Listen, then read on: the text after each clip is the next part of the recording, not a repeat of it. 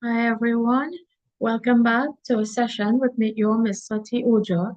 Today I'm going to look at information from our latest textbook, a Communication Studies crash course for CAPE students. If you wish to get a copy of this book, you can call me at the number inside of my channel, YouTube channel. So we're going to get right into preparing you for your exams. By now, most of you would have completed your IA, your internal assessment. This is just a reminder of what are the elements of the communication process. The sender thinks or conceptualizes a message, which is encoded through a medium such as a letter or a note, and then this is sent off through a channel such as the letters disseminated through TV, radio, internet. The receiver receives the message that has been sent from the channel, and the receiver provides feedback for clarity if any noise affected the receipt of the message. So, as I had told you previously, there are 3 modules in your communication studies CAPE course. Module 1 is gathering and processing information. Module 2 is language and community, and module 3 is speaking and writing.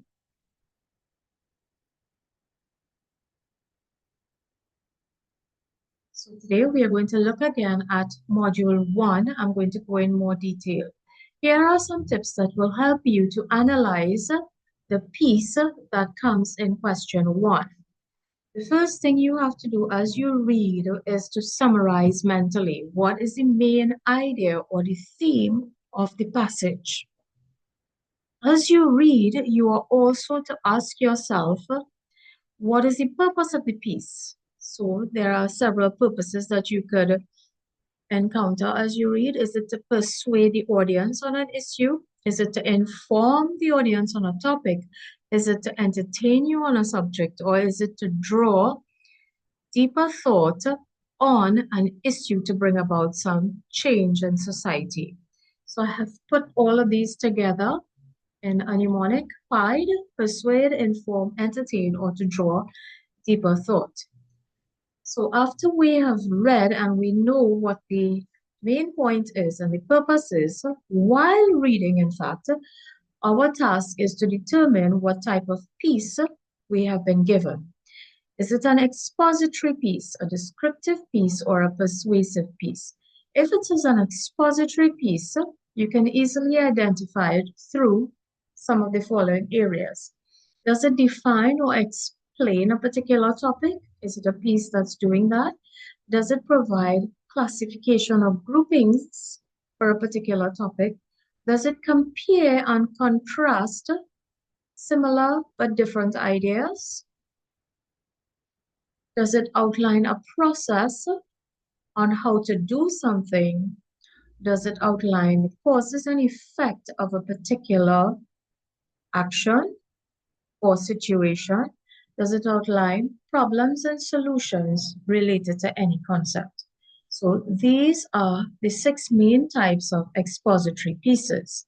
So remember, you have to determine what type of piece you have been given, and your clue to determine that will come from either, if it's an expository piece, you have 6 types you can look at. If it's a descriptive piece, you can use these guides to help you. Does the piece describe a person, place, an event? If detailed descriptions are given on what can be perceived through the 5 senses, then you are to look at it.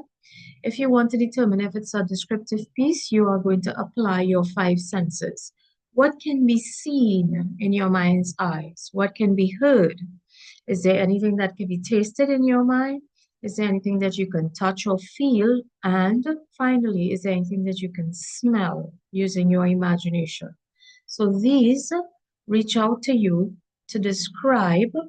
Your 5 senses help you to know if it's a descriptive piece. The third type of piece that we're going to look at is the persuasive or argumentative piece. This gives information that helps to convince an audience on an issue. It does so by using specific techniques. Does the piece contain any rhetorical questions? And these are questions to which the answers are obvious. They are not intended to be answered, they are not meant to be answered, but they are intended to make you think, make the reader think more deeply about an issue. Answers are obvious. It can either be yes or no. They're not meant to be answered. They are meant to be provoking thought. The other technique is expert opinion. These are statements that are made by professionals in the field being spoken about. So an expert can be a doctor, an expert can be an educator, a teacher, a lecturer, an expert can be a dentist, an expert can be a financial consultant or a financial manager. Any kind of expert making a statement is expert opinion. Now, to persuade someone on a particular issue, statistical evidence is usually provided. And these are statements that are presented by institutions giving percentages related to the topic being discussed. So an example of that would be according to University of West Indies, 95% of students who do Cape Com studies and get a grade 1 will get into university very easily and they won't have to do an ALPT test. Fourth technique is emotional appeal, and this refers to pulling the heartstrings of the audience or you, the reader, to make you feel sorry about an issue. When you feel sorry about an issue, you're going to be inclined to support that issue. A good example is St. Jude's Hospital for cancer patients.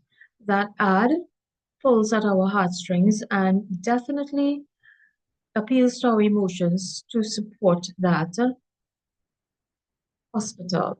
So the three pieces that we've looked at so far are expository pieces, descriptive pieces, and a persuasive or argumentative piece. So remember to think of what type of piece you have been given.